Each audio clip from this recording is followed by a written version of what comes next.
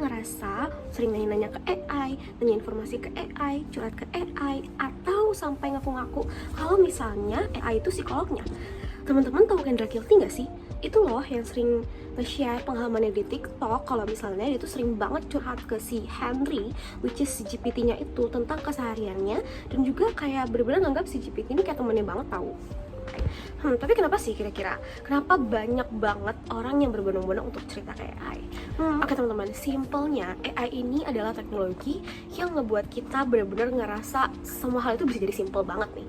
Kayak AI itu nggak butuh biaya, cepet banget, nggak butuh banyak biaya dan juga waktu untuk kamu bisa cerita ke AI. Kamu tinggal buka HP kamu, terus kamu juga tinggal buka aplikasi AI, lalu kamu bisa cerita di situ sepuasnya. Tapi kamu sadar nggak sih kalau misalnya algoritma dari AI itu ngebuat kita lebih ngerasa kayak tervalidasi, nggak dihakimin, dan juga kamu bisa bebas banget nih cerita tentang masalah-masalah kamu, pola pikir kamu, dan AI bisa ngevalidasi itu semua. Teman-teman sadar nggak sih, ketika teman-teman cerita ke AI, teman-teman itu kayak ngebangun ikatan sepihak. Kayak ketika misalnya teman-teman lagi jatuh cinta sama orang, tapi cinta itu bertepuk sebelah tangan.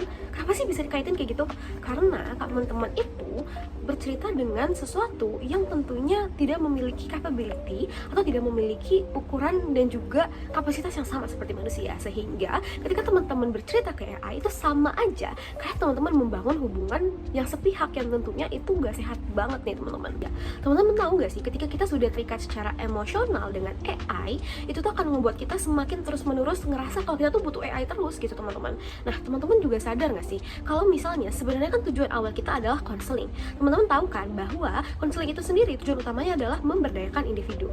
Akan tetapi ketika kita menggunakan AI, kita tuh malah justru membuat prosesnya tuh menjadi kontradiktif. Nah, kita perlu ingat lagi bahwa memang hubungan antara manusia dan juga hubungan antara manusia dan robot itu nggak bisa disamain.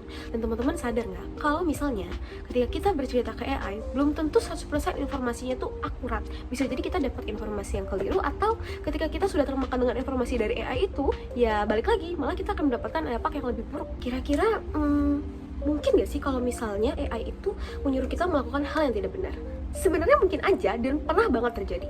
Seperti contoh kasus, ada loh teman-teman, ada seorang remaja di Amerika Serikat yang melanjutkan perilaku bunuh diri, yang pada akhirnya ia bunuh diri hanya karena mematuhi perintah AI yang memintanya untuk bunuh diri agar bisa bertemu dengan AI tersebut. Nah, kenapa sih kira-kira bisa kayak gitu?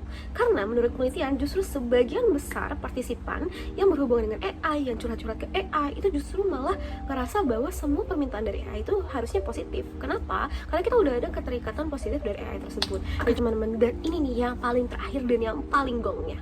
Teman-teman tahu gak sih kalau misalnya teman-teman tuh cerita ke AI, apakah teman-teman yakin bahwa data yang teman-teman berikan, curhat-curhatan teman-teman, apapun informasi teman-teman yang teman-teman berikan di AI itu bakal benar-benar aman?